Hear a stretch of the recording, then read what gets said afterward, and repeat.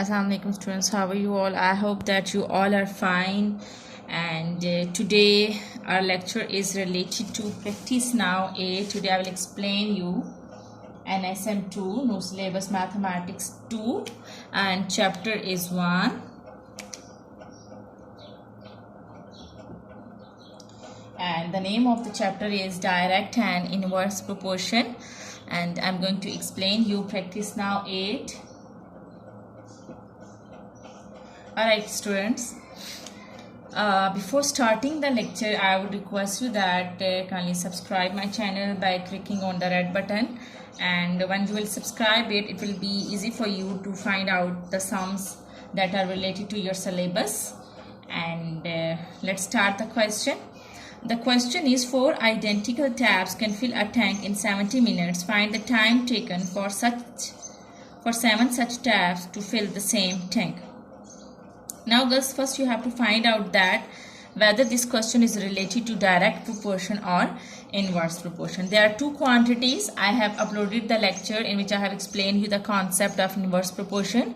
You can see that video and you can get the lecture from there, and you can get the concept from that video in which I have explained you the concept of inverse proportion in detail. Now today I'll explain you the question, and there are two quantities, taps and minutes. Alright, 4 identical taps can fill a tank in 70 minutes. There are 4 taps and they are filling the tank in 70 minutes. Find the time taken. You have to find out the time for 7 such taps to fill the same tank. There are 7 taps.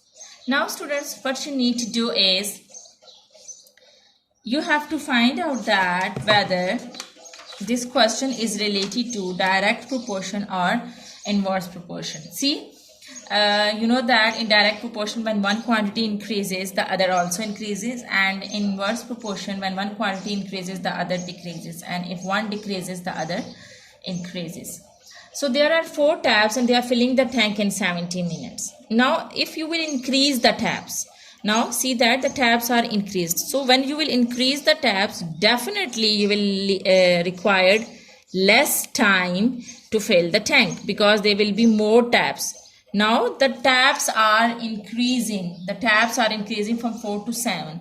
So when 4 taps are taking 70 minutes, 7 taps will take less time. So it means that time is going to decrease. So one quantity is increasing and the other is decreasing. So when quantity is increasing and the other is decreasing, that question is related to inverse proportion. And that relation is known as inverse proportion relationship.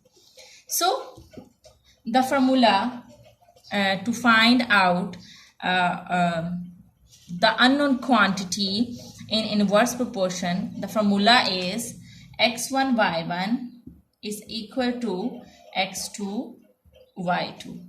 Remember that I have denoted the minute quantity with x and I have denoted the taps quantity with y. Whatever you have to find out, that is always x, and this is x, and this is x1, and the other value of this x quantity is x2. Remember that whatever you have to find out, that is x1, and we will denote that quantity with x. Now the other value of x quantity is x2. Now the value which is opposite to x1 is y1. This is the y quantity, and the value opposite to x2 is y2. This is the other value of y quantity. Now put the values in this formula. x1, you will write x1 as it is. Now y1, basically 7 is y1, so we will write 7 instead of y1. x2 is 70, write 70, and y2 is multiplying with x2, so you will put the multiplication sign, and x2 is 70 and y2 is 4. Alright, now multiply 7 and x1. When you will multiply 7 and x1, you will get 7x1, and when you will multiply 70 with 4, you will get 280. Alright, now this 7 is multiplying with x1. When we go to the other side, it will divide. Alright, when you will divide 280 with 70, you got 40. So this is your answer, 40 minutes. But we have to find out the time in minutes. So this is the unknown quantity and we have found the value of unknown quantity. X1 is equal to 40 minutes. This is your answer. I hope that you got this sum. Now let's come to practice now 10. Now I'm going to explain you practice now 10.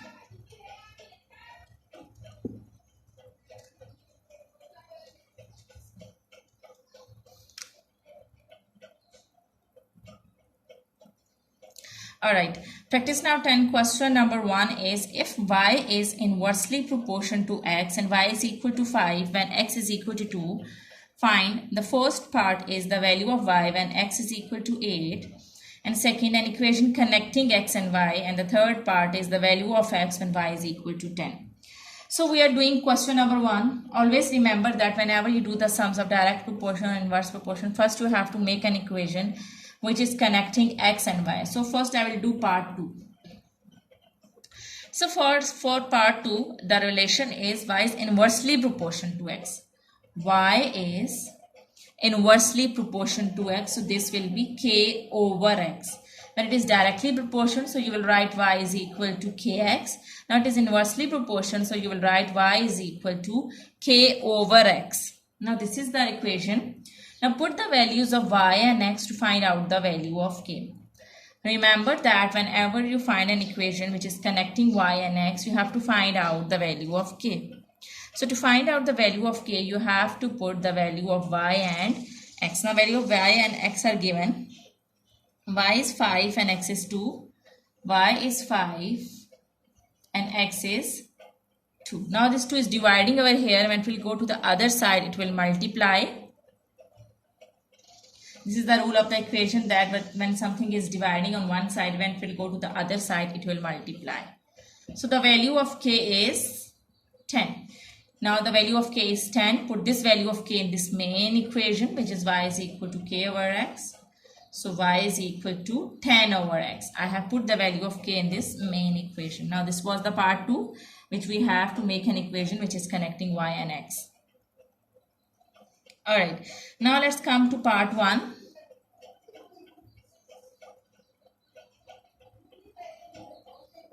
Alright, in part 1 they are saying that find out the value of y. You have to find out the value of y when the value of x is given, which is 8.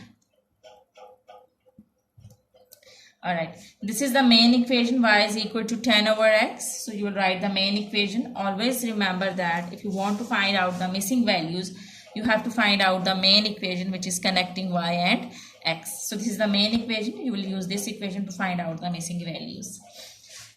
Now use this relation, y is equal to 10 over x. You have to find out the y. So you will put the value of x over here. You will write y as it is. So 10 over, the value of x is 8. So write 8 over here. When you will divide 10 with 8, you will get, it will be 1.25. Okay, let me confirm. I'll use calculator to divide it. Yes, 1.25. Now come to the last part, third part of question number 1. Alright, question number 1, third part is find out the value of x. You have to find out the value of x when the value of y is given, which is 10. Okay, your main equation is y is equal to 10 over x. Now put the value of y, which is 10. So y, you will write 10 instead of y, and 10 over x. You write x as it is because you have to find out the value of x. Now here there is nothing in the denominator, so you can put 1. Now you are having two fractions on both sides of this is equal to sign, so you can cross multiply. You have to remember that whenever you are having single fraction on both sides of this is equal to sign, you can cross multiply. I will cross multiply. When I will multiply 10 with x, I will get 10x. And when I will multiply 10 with 1, I will get 10. Now this 10 is multiplying with x. When it will go to the other side, it will divide 10 divided by 10, and that would be 1. So the value of x is 1. So this was your question number 1. Now I'm going to explain you question number 2. And question number 2 is, let me raise it so that I can explain you question number 2.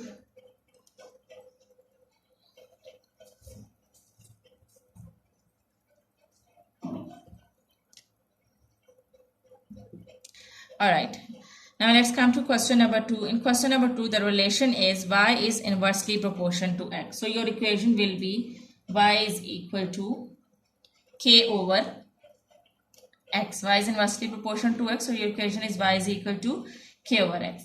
And y is equal to 9 and x is equal to 2.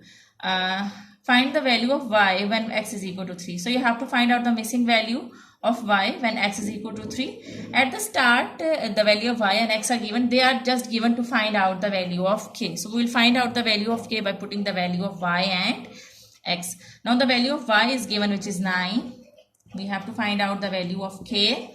Remember that whenever you want to find out any missing value, you have to make an equation which is connecting y and x. And for that equation, you have to find out the value of k. Now the value of x is 2.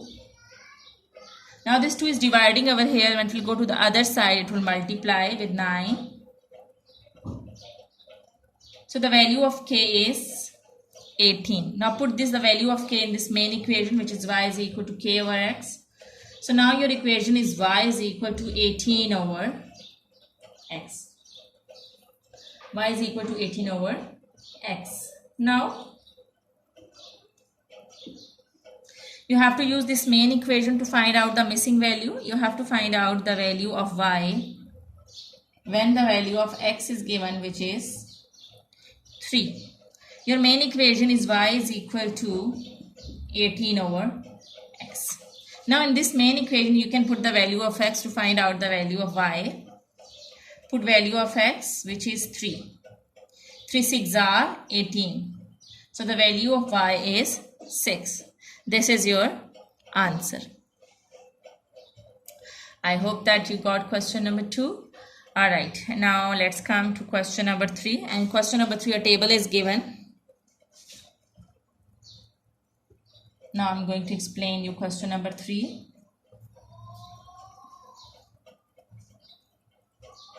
You can pause the video to write down the sum on your notebook or on your loose sheet.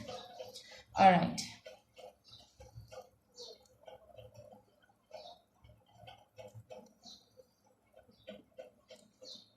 This is x and this is y. And the value of x is given. It is 0.5. Then 2, 3. And then you have to find out the last value.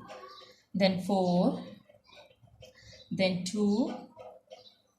And the last value 0.8. Okay, the equation they're saying that given that y is inversely proportional to x. So your equation is y is equal to k over x. This is your equation. Remember that whenever you find out the missing value, as I have told you so many times, that whenever you want to find out any missing value, you have to make an equation which is connecting y and x. And for that equation, the very first step is, this is the main equation in which you have to put the value of k. In the very first step, you have to find out the value of k. But for the value of k, you need to put the value of y and x. So you will look at the table where both values of y and x are given. Here you can see here both values of y and x are given. So you will use these two values to find out the value of k. Now the value of y is 2 and the value of x is also 2. Now this 2 is dividing over here. When it will go to the other side, it will multiply. Now this 2 is dividing over here. When it will go to the other side, it will multiply. So the value of k is 4. 2 2s are 4. Now put this value of k in the main equation, which is y is equal to k over x. So your equation will be y is equal to 4 over x. Now, so now your equation is y is equal to 4 over x. I have put the value of k in the main equation. So this equation is required to find out the missing values. Now come to the first column where the value of x is given, which is 0.5, and you have to find out the value of y. You will use this main equation, which is y is equal to 4 over x. Now put the value of x to find out the value of y. So y is equal to 4 over 0.5. When you will divide it, you will get 4 divided by 0.5. So your answer will be 8. So your answer will be 8. So it means that the value of y is 8. I have written the value in the table now.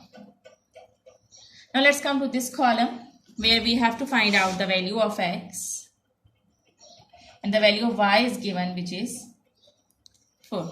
Now use this again main equation to find out the missing value, and the main equation is y is equal to 4 over x. Okay, now put the values. The value of y is 4. So instead of this y, I will write 4. And this 4 over x I will write as it is. Okay, there is nothing in the denominator. I can put 1. Now there are single fractions on both sides of this is equal to sign. So I can cross multiply. When I will multiply this 4 with x, I will get 4x. And 4 ones are 4. Alright. This x is multiplying with 4.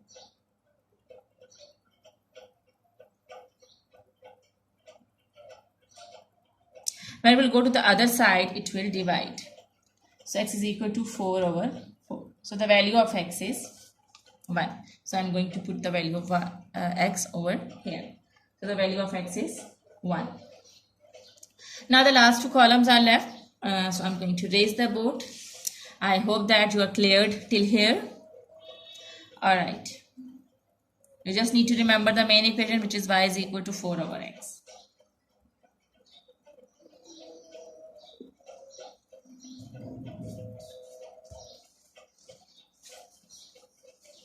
So your main equation is y is equal to 4 over x. Now in this part you have to find out the value of x is given, that is 3, and then you have to find out the value of y. Now put this value in the main equation. Y is equal to 4 and the value of x is 3. So write 3 instead of this x. Y is equal to 4 over 3. So now y is equal to, when you will divide 4 with 3, you will get 1 whole 1 by 3. So now the value of y is 1 whole 1 over 3. Now the last column is left, in which you have to find out the value of x, and the value of y is given, which is 0.8. You will use the main relation, which is y is equal to 4 over x. Now the value of y is given, so instead of this y, put 0.8 and write 4 over x as it is. There is nothing in the denominator, so you can put 1. You are having fractions on both sides of this is equal to sign, so you can cross multiply. When you will multiply 0.8 with x, you will get 0.8x. And when you will multiply 4 with 1, you will get 4. Now this 0.8 is multiplying with x, when it will go to the other side, it will divide 4 over 0.8. Now divide 4 with 0.8, you will get 5. So the value of x is 5. This is your answer. I hope that you all got this sum, and thank you very much.